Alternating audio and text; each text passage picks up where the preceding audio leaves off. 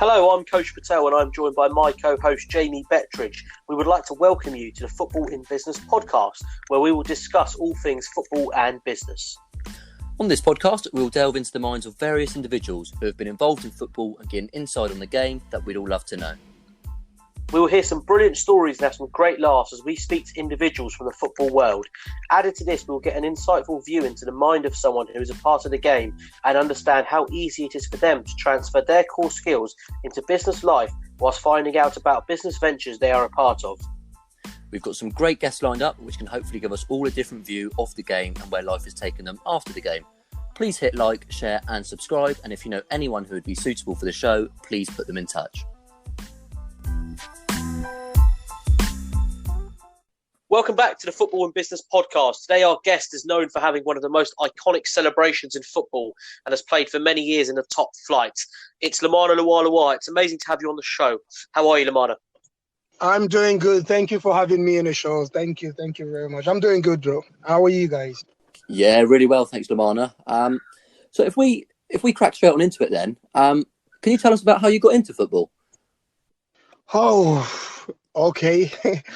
I hope you guys got you got a lot of time. So, well, obviously, I'm proud to say I'm a refugee. Not that obviously I did it. My dad did, and I left my country, Congo, when I was 9 years old, 9, 10, and came in this country, came to England, obviously, and well, football never was a dream of mine. You know how, when you ask a kid now or before, what was your dream? They'll say being a footballer. I never once dreamed of becoming a footballer. Obviously, Okay.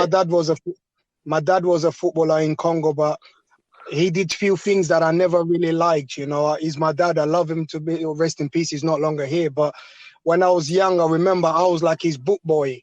You know, but every time they used to win a game and he'll come back home and drunk.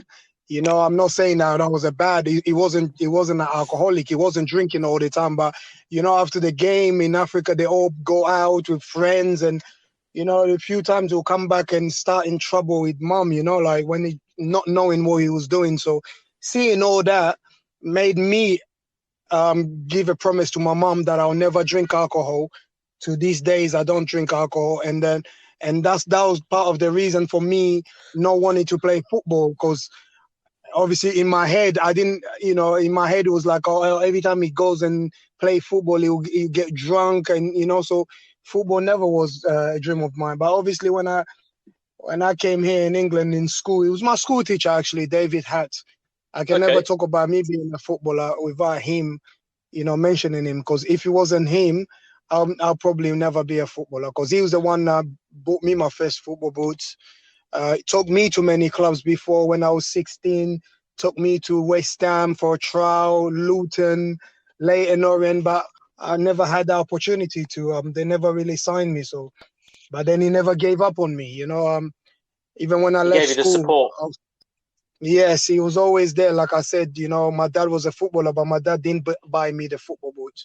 He was the one that bought me that first football boots, because he was so much like phone in my house all the time and saying to my dad, and oh, your son's going to be a footballer, he's going to be so he started pushing me. At one stage, obviously, I was lucky enough, I was in college playing, we was in a semi-final or quarter-final, if I'm not mistaken. We played against a college of what's his name? Colchester. It's a Colchester college. So, no. Yep. Yeah, Colchester College. The referee was actually a Colchester scout. Okay. So and that's how I got called up. His name was Jeff Harrop, and that's how I ended up getting called up to go for a trial there. And 17. That's how it really happened for me. Really. Brilliant. Did you have a good game that game when the scout was there, or did they already have their eyes on you, Lomana? It was crazy, you know. I have to admit that obviously, even from school days, the only time I never, like I said, I wanted to do gymnast. I'm a gymnast. So I started out in Congo. So even the first time I decided to play football in school, when David Hatt, the school teacher, saw me, I wanted to impress a girl. So it was like, it happens that day, normally, you know, everyone goes out for lunchtime, like everyone goes out to eat. But for some reason on that day, everyone didn't go out the school. So we all stayed. We all had school dinner, like school lunch.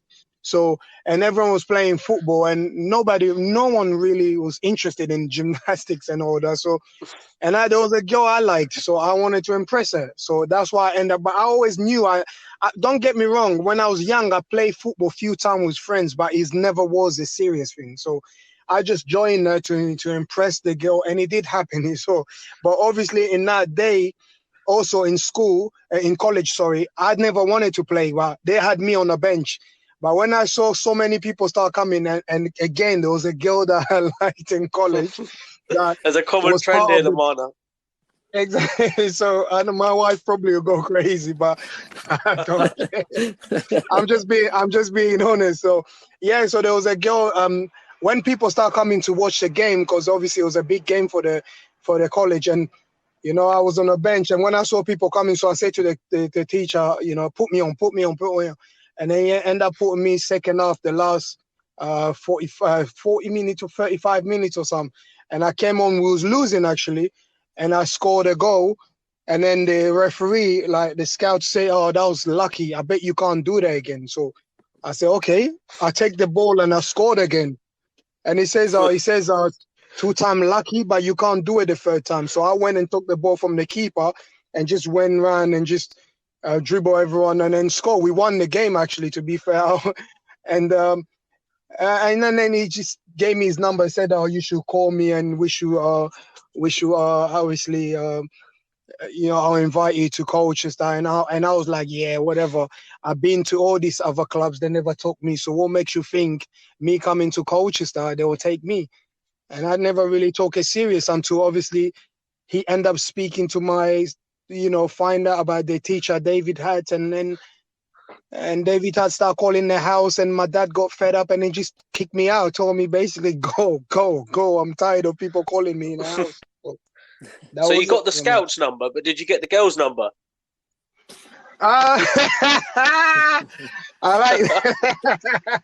But you know what? The one in school turned out to be my best friend. We dated, and then, we became so best friends. And, the one in college, I can't really remember what happened, to be fair. She was just another one, was she, Lomana? Brilliant, mate. I can't remember. So after that, then you go and start your career at Colchester. You scored 21 goals in 2 seasons, and then because of this form, a massive club like Newcastle come in for you. When did you first hear that Newcastle were coming in for you, Lomana? I thought, was I there for 2 seasons? I thought it was 1.5 or something like that. I've got 2. Was it 2? Yeah, I think so. That's what I've seen. But we'll go with you. Yeah, because I remember I came in halfway. I remember when I went in. Obviously, when I went there, they had me there as a. Obviously, they wanted me to sign a YT, but I didn't want to sign YT because no disrespect, but this is the belief that I had in me. I wasn't a YT because I had this thing, whatever sports, because I done a lot of sports. I run 100 meters. I did high jump. I was multi-sported, like you can say. Can I say that? Yeah. So everything I wanted to do, I always wanted to compete myself with people that's older than me. Anytime you put me to compete with someone my age or younger than me, in my head, it wasn't serious.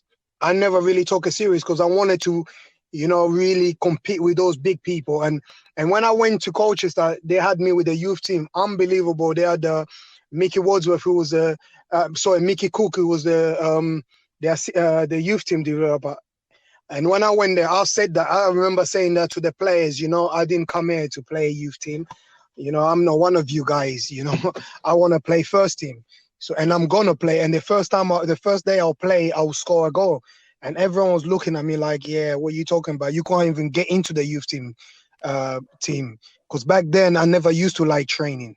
I just wanted to play games. So in training, they couldn't really see the best out of me because I wasn't taking it serious. But obviously Jeff Harrop, who saw me, the scout who saw me play, say to the youth team, "Oh, you want to see him play." But he was saying to him, but in training, he's not showing anything. But it's only until one day, one player got injured.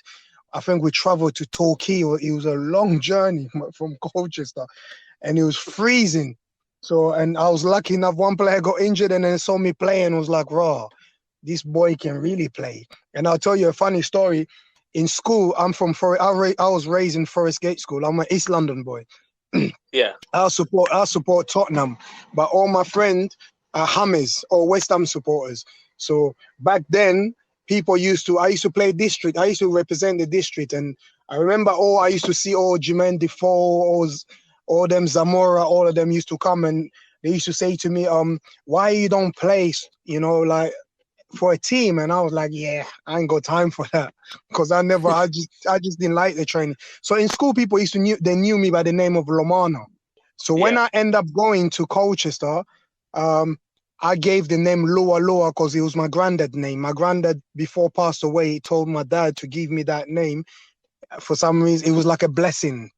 He said to him that this boy is gonna. I don't know what happened. He just say, my grandson's gonna be special and he's gonna, lift the family name. So obviously, when my dad told me that, I thought, okay, maybe give this name, my granddad's name, maybe. I don't know. We'll see what happens. So when I used to go back to London all the time, that's when I moved to Colchester. When I used to go back, everyone used to say, oh yeah, you're playing in Colchester. There's this boy LuaLua who's supposed to be unbelievable. And I'll keep saying to my friend, that's me. But none of them will believe me. They say, yeah, well, we know you're good by this Lua. But I say, I am Lua, man. None of them. It's only until they saw me on the paper. I was like, oh, you are Lua. I said, I've been telling you guys for years that I am Lua, but you never believed me. So, yeah, so when I went there, obviously, Colchester was struggling.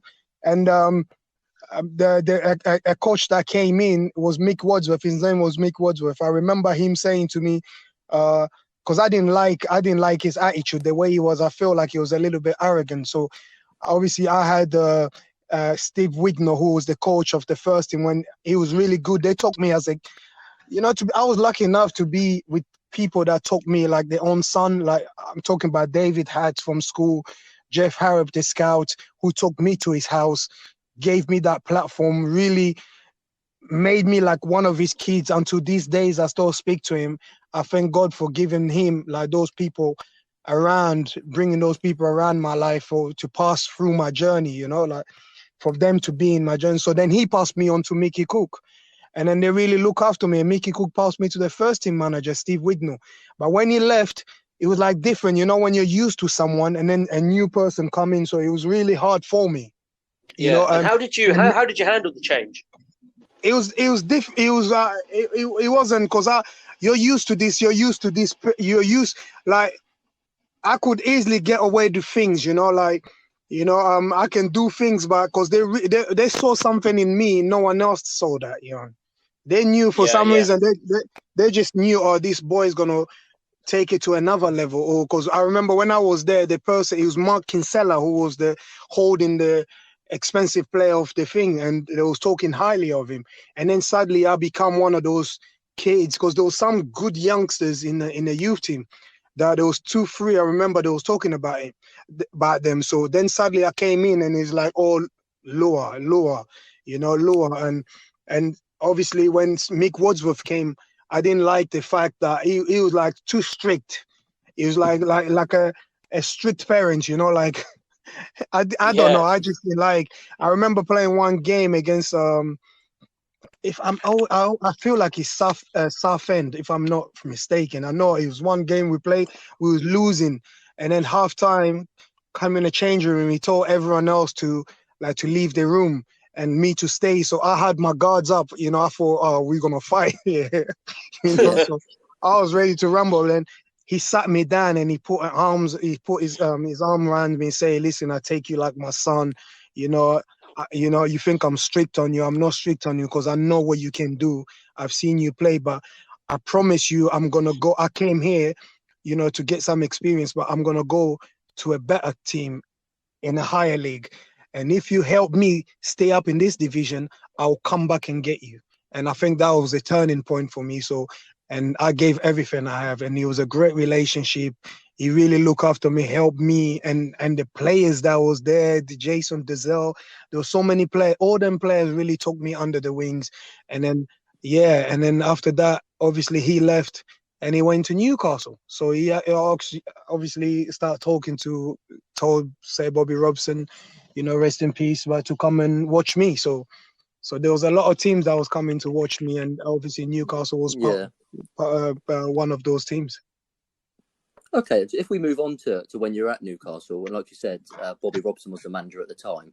There was one point in your career when you sort of expressed you weren't getting the game time that you wanted, and you did consider leaving the club. What was the relationship you had with Bobby back then? Say Bobby was like a father, grandfather.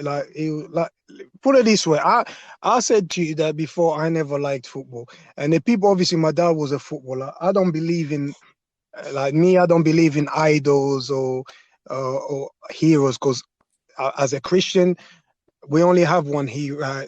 We only idolize God. That's my belief. Yeah. But I have people that I have look up to and trying to learn from the game, and then trying to pull it into my own games. I had, obviously my dad was a very good player in Congo, and then I watched the Canoe, the Andy Cole, but this person that I really, really look up to was Ronaldo, phenomenal. And for me, it was like, for Sir Bobby to come and buy me, I'm thinking in my head is like, oh, this guy is coach Ronaldo. That's what was in my head.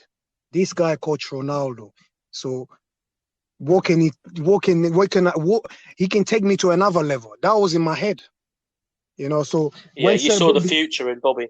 Exactly. So he was amazing. He was like, I can never had, even though this time he wasn't playing, I didn't understand what he was trying to do back then. But obviously later on in life, I did understand, because we was young.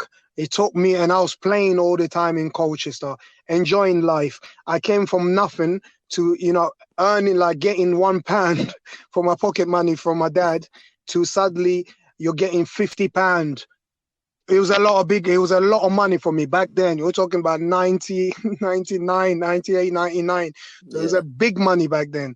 And for just someone from nowhere to come in, and then suddenly 2 years after, you're in the Premier League.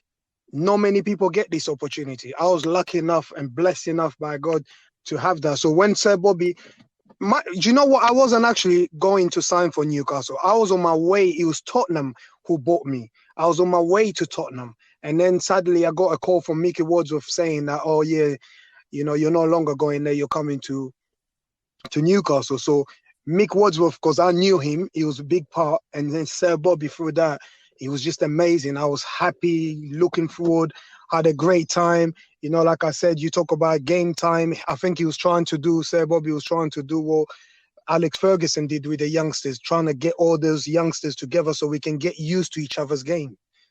You with the likes of Kieran Dyer, the Jermaine Jennings, Amiobi, those are Bellamy.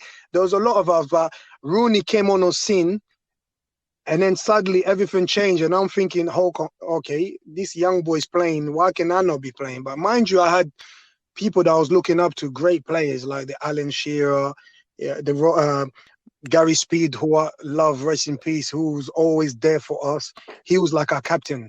I know Alan Shearer was the club captain, but Gary Speed was our captain. So he was the best. I can't, I would like to say bad things about Sir Bobby, but I couldn't. He was just the best for me. Like, I learned so much. Only problem that I feel bad is like he trying to turn me into like the Allen type of Shearer type of player, like number 9, and that never traditional striker. Exactly, that never was my game. I wasn't a person. You had more flair, didn't you? Yes, I used to like facing what I'm playing, like facing the goals, like. But when you have to have your back on goal, and that's when everything kind of turned wrong for me. I never used to think when I had the ball. I knew what I was going to do, but then suddenly, okay, when I get the ball, I need to pass it wide and run in the box. But I never used to depend on service. I used to create or make it. So that's the only things that I think he did, but it was good for me. I had to learn it. I learned from that way. I learned how to use my body through watching Alan Shearer. I learned how to use my strength, but that was the only things. But besides that, no, I never had anything bad, with him. I had a great time, and what I learned from him, that's what I end up taking it to Portsmouth. To Portsmouth, yes. So I want to quickly touch on what you used to do when Sir Bobby would drop you. This story, when I first heard it, I had to read it twice. Do you just want to tell the listeners exactly what you did the day you actually got caught? Don't get, I don't want people to mistake, and I love Sir Bobby, rest in peace. Like I said, I had a great time with him. He was like, people will tell you I was the person, I was all the time late. I'm always being, I was all the time late. And then in obviously in Newcastle, there was only one way to get in, to go in our training ground. But he didn't know. I end up, getting a place just by, not close, next door to the training ground. So it happens that every morning, because I never used to like morning, I used to hate training. So I used to tell Shola Miobi, keep my clothes, So all I had to do just jump the fence. If I jump my back garden, I can get in. So I was one of those people that, when they tell you, okay, training's at 10, but you have to be there at 9:30 or 9:15. One thing I had problem is that if I sit down for 15, 20 minutes, I'm bored. My brain shut down. So I didn't want that. So I want to just, they say training 10 o'clock. So I'm there 9:50, just ready to go. So the gaffer used to stand in front of the door waiting for me. Because he always used to check on me. This one, I tell you, he was like a proper, not just for me, everyone else, all the players, Kieran Dyer, who I love very much. He's the one that took me under his wings, or all of us under his wings. So Kieran, he used to chase everyone to know, what he's doing. So me, I was all the time late. So he'll come in looking for me, he won't find me. And then suddenly he'll go in on a training pitch and he'll see me there. It was like, how did you get here, son? How did you get here? I said, Gaffer, I've been here for a long time. Goes, I'll catch you, I'll catch you. But I used to love the guy. When I never used to play, I used to play, obviously you play me 2-3 games and then you sit on a bench for God knows how long. Because at one stage, I think I was the person that they call super sub, to be fair. I think I had that title as a super sub. And I had most of this, I had most of the substitute player that in that time. So when I used to get mad and, I just used to go and I know his car. So I used to go and get a knife or a screwdriver and just start busting the tire. That's what I used to do, And then obviously he caught me one day. When you're doing something and someone caught you, my hands literally, it's like I couldn't stop, I'm trying to tell my brain's trying to communicate with my arm trying to say stop, but I couldn't. So my hands just keep moving. So he goes, "What are you doing, son? What are you doing?" And I didn't know what to say. So I said, well, you get this. Every time you don't play me, I'll be doing this. Bro. But you know what? He wasn't mad, man. He took me. He said to me, "Hey, I brought you here. I believe in you. I knew what I was doing. I know you're going to be a big player for us. Not because you're playing, you got Alan Shearer, you got all these people, but learn from them. You'll be a bit." And I say to him, I don't want to be the next Alan.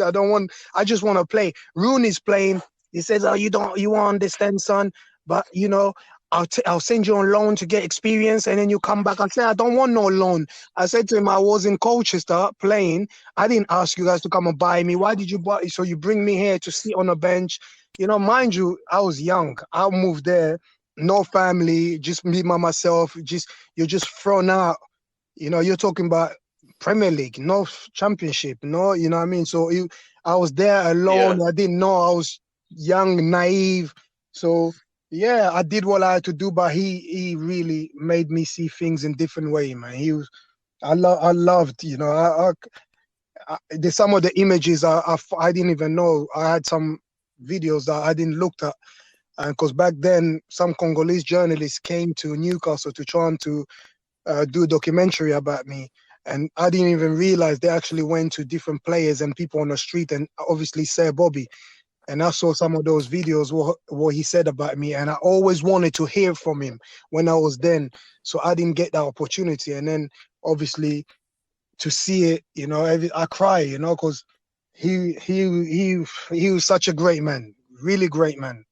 Really, really great man. I can tell from the way you talk about your time at Newcastle, you had a great time there and Yeah, really great memories. You know, and then sort of moving on to Portsmouth, Lomana. This is where I'd say you really became very well known. Yes. For everyone. Yes. Describe your time at Portsmouth. So let's start with the loan spell. Harry was a big part of it. Harry's legend. You know, I wasn't even supposed to go to Portsmouth, to be fair.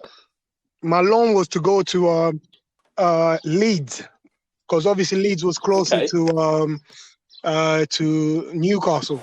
And Sir Bobby and Emlo, Newcastle had already agreements with for me to go Leeds. I was with the national team, and then I came back because I did myself, you know, I done really well in the national team for the competition, and I wanted to carry on.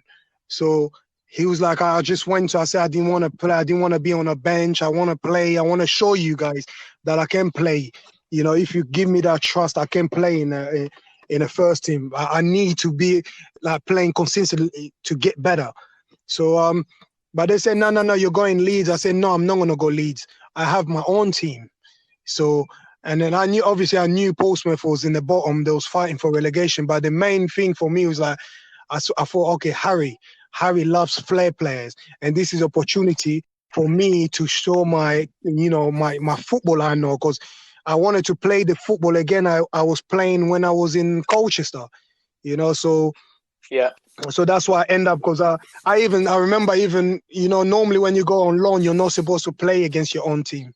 So they gave me a paper to sign that I'm not supposed to play against Newcastle, but I didn't sign it. So because I wanted to prove a point to, you know, I really wanted to prove a point to myself and the coach.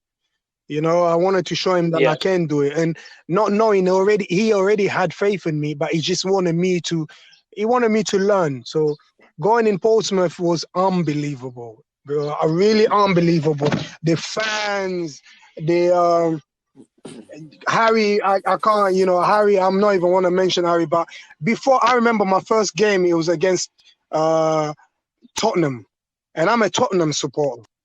So I always wanted to play for Tottenham. So every time I play against Tottenham, I gave everything so they can recognize me, so they can come and sign me. I think I scored about 3 goals against them every time I play against them. So I remember before I was on a bench, because before even coming on, the fans was singing my name, and it gave me that extra, I don't know, 30% more. I couldn't wait to just get in there and perform. And I was lucky enough when I did get in, and I scored in my first debut for him. And it was really, you know, Harry was the best. And Portsmouth, the fans itself, the place, oh wow. Yeah, so obviously you're obviously saying about the fans and things. One of the high points I wanted to touch on with you when you're at Portsmouth, you scored 2 goals against local rival Southampton. We recently asked Anthony Amy as well. What's the sort of feeling before the game? Did you get a bit more nervous? You know what was crazy about that? It's like literally, I don't think people really understand the rival between Southampton and Portsmouth. They don't really they hate each other. Like really, they don't. And literally all that, for 2 weeks, I wouldn't even say it became worse the week before. Like all that that's what people was talking about. And the week before a game, like I had people like literally because I did a lot of like community work in Portsmouth as well, even in Newcastle.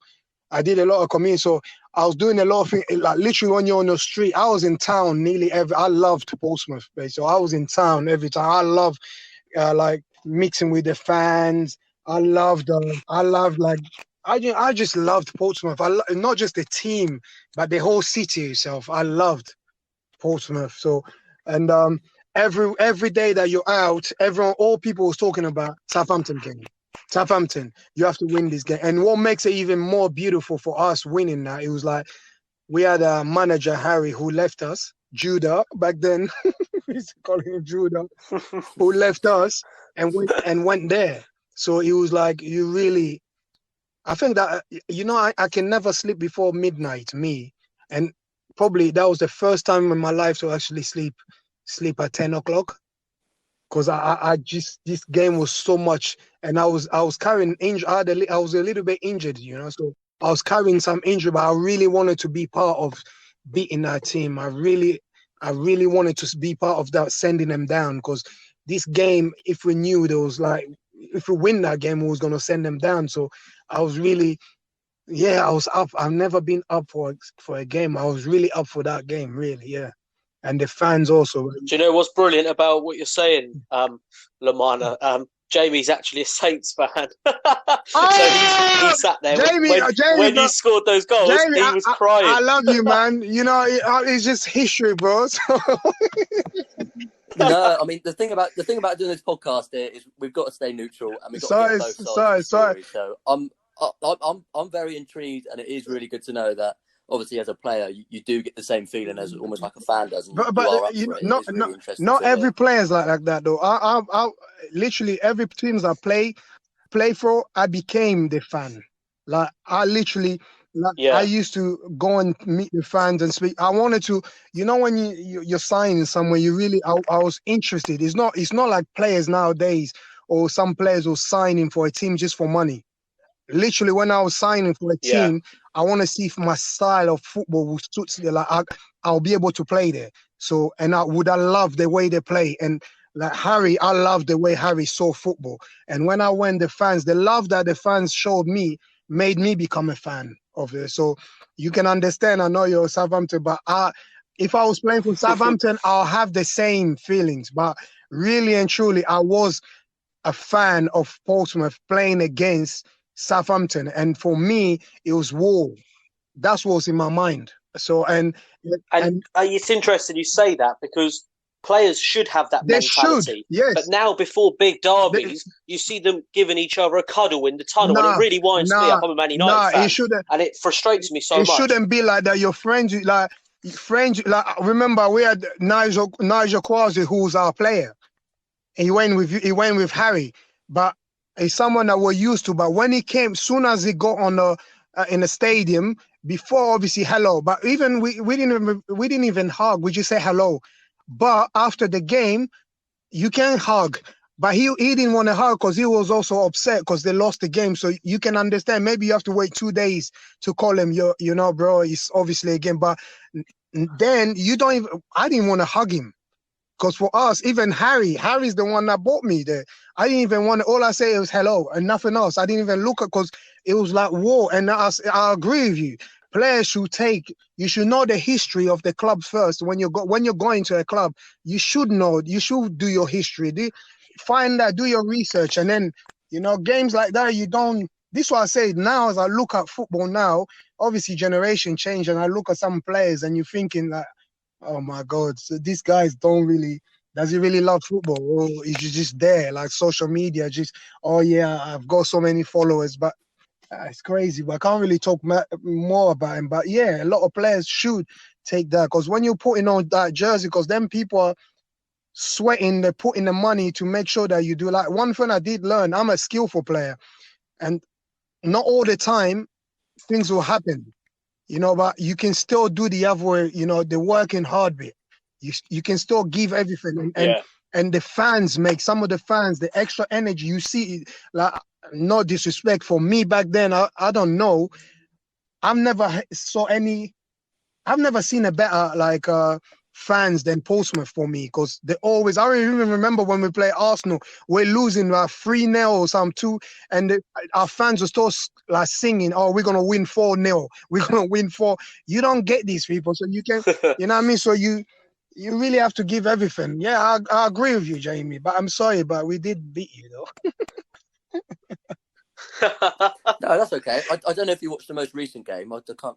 Was that 4-0, that one, I think? Come on, bro. This like, you know, I don't care. I'm holding on to that. Listen, 20. It only took me 25 minutes, something like that.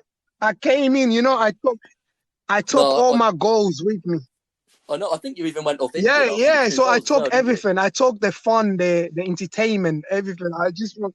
Yeah, it was a great game. I feel bad for you guys though, but hey, it's part of football. And yes, you did beat us. I saw the recent game. You did beat us.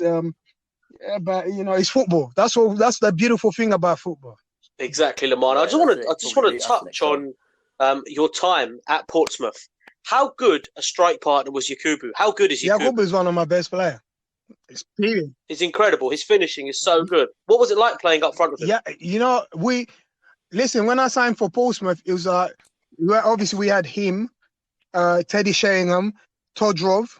There was another guy called Mona, and I was coming in. So we was fighting for a place to play with Teddy Sheringham, because you're talking about another legend, Teddy, and an England legend. So, but mind you, in my head, it was like, listen, I was in Newcastle. I sat watching another legend, Alan Shearer, learn from him. And then you had Bellamy and people like, I'm not coming here to sit down. Hell no. I didn't come here on loan to sit down. So regardless who's in front of me, who I'm competing with, is going to have to sit down and watch me play. So I didn't care whether it was Teddy or Yak. But me and Yak was there to fight for a place to play with. But for some reason, we became such a very good friend outside football. And then we was talking about, you know, we're talking about an era that there was no social media. I don't even know how to play these football games. They play on a computer. I don't know how to. So we was waking, sleeping. All you was thinking is football. And so you go training and you go home and relax, sleep, and waiting for the next day to go train. It's just pure football. So me and Yak used to talk about Dwight York and Andy Cole. So it was like, we can be Dwight York of Andy Cole of Portsmouth. That's how we saw it. And then suddenly, on a pitch, it just worked out because Yak was strong. He's one of, you know, Alan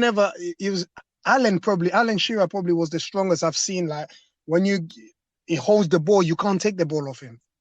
That for me was that. But then I saw Yak. I was like, and this guy, and both of them had something similar. They never go in a gym. They was just natural built. They're not ripped. They're not ripped definitely. Like you talk about Linvoy Primus. We had Linvoy or Lesford, like proper ripped. They're not ripped. They're not fat. They're just natural strength. And Yak was strong. Yeah, they've got natural body mass. Yeah, Yak was strong, quick. Like, he can feed the Yak, he'll finish. And even penalties, I never used to believe he would score penalties because he had a funny way of taking penalties, bro. I never used to look. But he was just, like, we combine each other. Like, he knows that. And the thing is, you know, people used to say to me a lot, you never used to like scoring goals. Bro, I grew up, I'm a street footballer.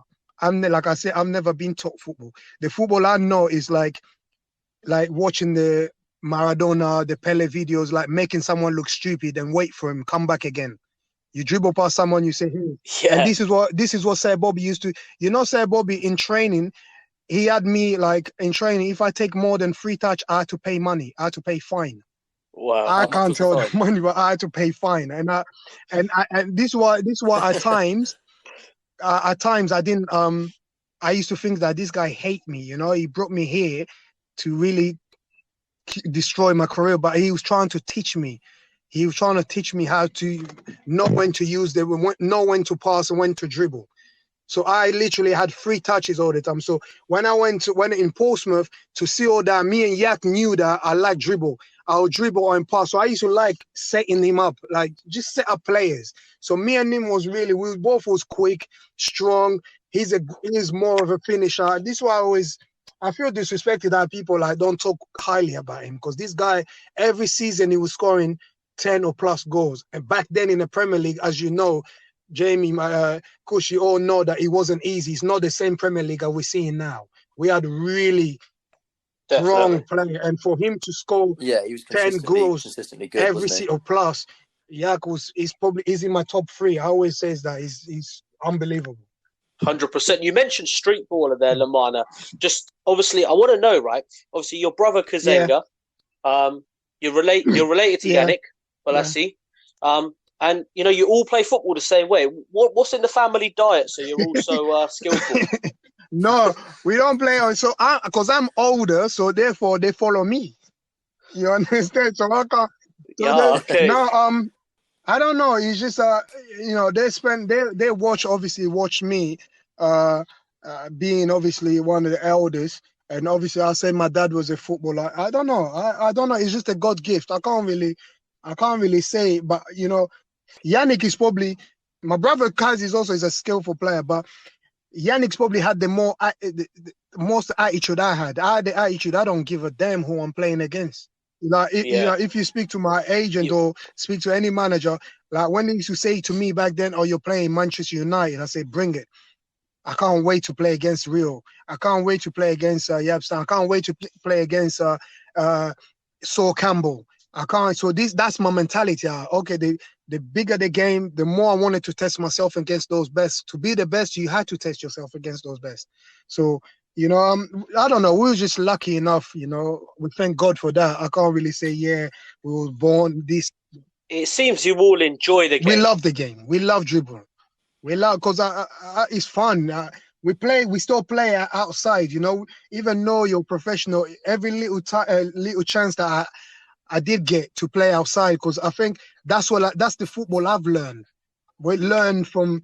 I think that all of us, probably Kaz is the one that because I remember having Peter Birdsley, telling him to look after him, like to help him become a better player. So he was the most one that actually went to a youth team like academy. And me and Jan, I don't really. I think Jan is Kaz, then Jan, and I didn't at all. So we're going to move on, Lomana, to the quick fire round. So I'm going to ask you some quick questions, and I want a player or a name that you align with that. Yeah. Is that okay? Brilliant. So we start with the biggest joker you ever played football with. The biggest joker. You have to be Andy Griffin or Woodgate. One of them two. Yeah, one of them two. I'll say Andy Griffin. Who's the best player you've ever played with? See, that's tricky. So there's been so many good players, really great players. But I'll say, I don't know if that will count. I was invited to Ronaldo Phenomenal, one of his charity game against Zidane. So I had the opportunity to play with someone that I look up to on the same pitch. So would that count? I'll say Phenomenal. Would that count? I think that counts. He's some player, isn't it? So it's either him or Kalu. So I'll say Phenomenal. And I think you may be able to answer this one, but the worst trainer you've ever played with? Me or Kieran Dyer, probably. I thought you might say yourself. Who's had the most natural ability that you've seen on a training ground? Apart from me. Apart from you,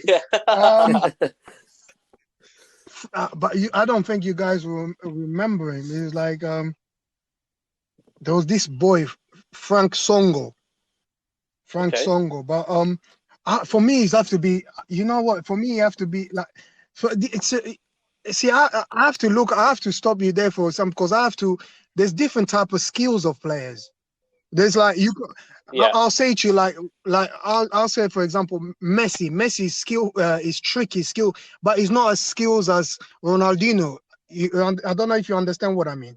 The skill Ronaldinho had is not what Messi had. They play the game differently. Exactly. So it all depends. It's like Neymar, the skills. Even Neymar, nobody has the talents like what Neymar has. You understand? So skillful wise, but that's what I mean. So it all depends. So, but on me, I'll say Kieran Dyer. And the best manager. There's only one person. People always say it'd be Harry for me. Harry. He's done some great stuff after football, hasn't he? On TV, you know what was crazy? I've been watching him like for the last week. I've been watching him on. I've been watching the Hero.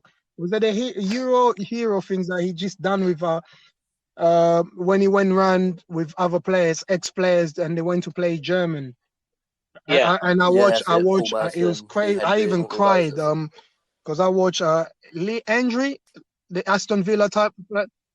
Yeah, I Yeah, saw that's it. the The ends, yeah. conversation he had with Paul Merson and what's his name, the hard man Vinny, and that made me cry. And it's true. It's like, Yeah, you know, Vinnie Jones. footballers, we do go through a lot of things, and we hide our emotion. You know, we hide, we pretend like sometimes everything's okay, and when it's not okay, I think a lot of these youngsters, they need guidance. They need a lot of guidance, not to fall on the same mistakes as like the ex-players, the older players did. You know, it's okay to, you know, we've seen what's happening around the world with this COVID-19. It shows you that tomorrow is not promised. Like, you're here today, you could be gone 100%. tomorrow. You know, so I'll say this Yeah. is like, it's a time for reflection for everyone to actually look at themselves, like look in the mirror and see what, you know, what do you, is it all about just the bling, the money, no love, no, you know what I mean, no human right, you know what I mean? So there's a lot of things. I've been watching Harry and laughing at the same time, but learning. Harry's very good man, very, very, I love him to bits. If you know, I don't want to focus, you know, sometimes people focus on the negative things. Like when people ask me about, say, Bobby, I will not Yeah. focus on, I'll focus on the good side of it. There's more good than bad, so I keep on good memories from it. So Harry's the best for me. And just following on with that, so your life after football, Lomana, you say it's a great time for people to reflect. I mean, you've set up the LuaLua Foundation. There's a lot of players that then after football go and help in their regions, like Didier Drogba. He's one of the well-known ones. Do you want to tell us more about the LuaLua Foundation and what work it does and who it's helping? I started this in 2004, but obviously it was all my own, you know, my own money, like doing things, and it's just I just felt happy to give back to people, you know. You know, obviously it's not the same. Things in Africa is not the same as here. You know, in here we have help from the government. You know, you have houses, and you know, there's a lot of help on the government side. But in Africa, it's not like that. I'll say my country, for example, because that's all I know. I can't talk about other countries. You know, I remember my first time going back there, you know, I went to do, you know, visit hospital, and it was crazy. Like, this, it's not prison, but the way the hospitals are built is completely different. Like, once you go in, you can't just go out unless you go in to visit. You know, it's like, it's basically most of them like being in hospital, being in prison, because there's a gate to go in, and you know, they need to sometimes check on you. Certain places they check on you, see. So you go in and you leave, you know, sign name, you leave. So when I went in there to visit, just out of the blue, and there's people in there who's waiting to be treated, you know, but they can't be treated, can't be touched because they don't have money to pay. Because before the doctor touch you, you need to pay. And there's some people who has been treated, but they cannot leave the premises because they have not paid. So what I was doing, I'll go in and pay for 50 people to get treated. And then the people that are supposed to go home, you know, get them out and then give them something for them to go back home. So this is what I started doing. And then I started going to elder people home, you know, so find out what they need, what they, you know, beds and things like that, supply for them, and then go to orphanage. And orphanage is more touchy for me. Why? Because I always see myself within those kids.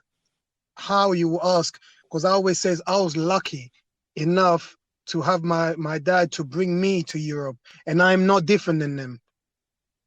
It's not just about being in Africa. Even here, you see some, whatever, every country, it might be in Asia, whatever, on those people that suffer. Obviously, everyone have his own stories. We're not all born rich like some other kids. But, you know, I always see myself like, I'm not different. I could be one of those people. Just like the people that we're losing now in this coronavirus. We could be one of those people. You understand? So for me, it was like, I've learned to cherish, and that was it changed the way I was seeing things. It changed the way I used to see myself, how I used to think our life should be. So, and that's why for me, when I came back, I thought, okay, this is what I'm gonna start doing. I even I remember speaking even once with Sir Bobby about that, and he gave me his blessing. I even have a video I can send you guys to see it. And for me, I always used to learn from people, and the person that really touched me about charity stuff, it was King Kanu. Kanu was the one I used to follow everything that he was doing.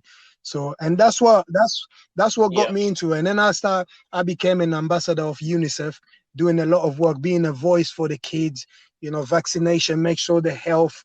Like I always say, health is the most important. I used to say that before, people used to laugh, and now people see it with this COVID. Now something is crazy how something had to happen for you to see. Oh yeah, I knew about this before, and now people start realizing health is important because people are so busy.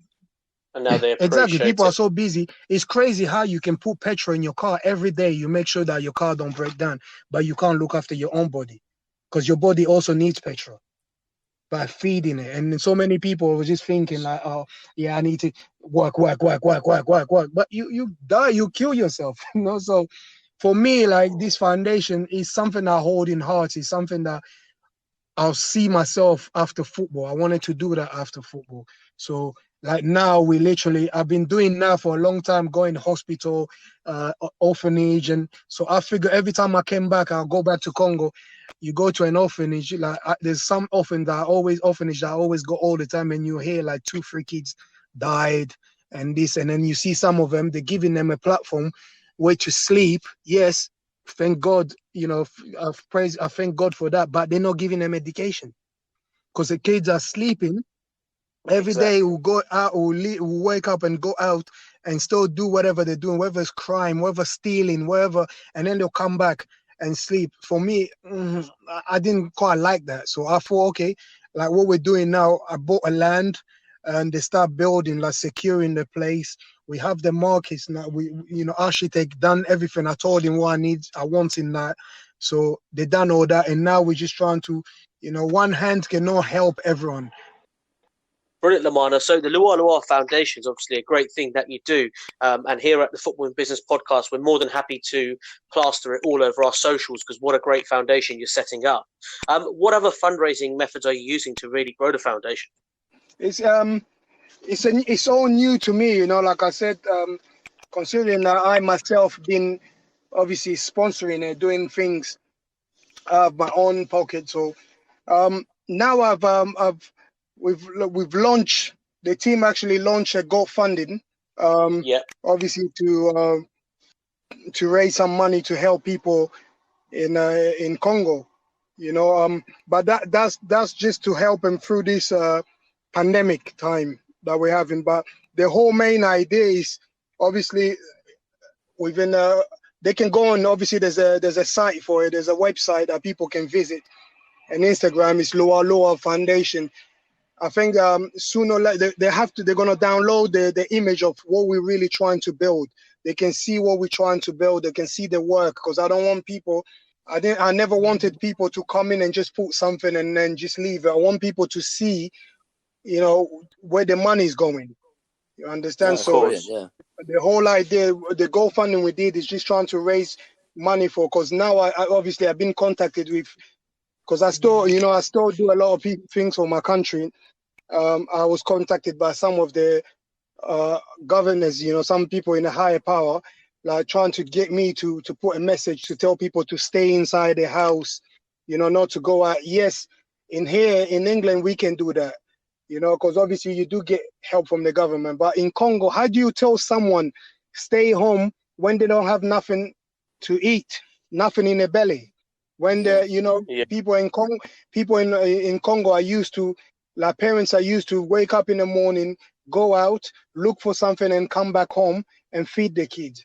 So they're not used to prepare, like, okay, I'm going to have for this week. They're not used to that. So it was difficult for me to say that to people, stay home. And some of the people you're telling them to stay home, they don't have no homes.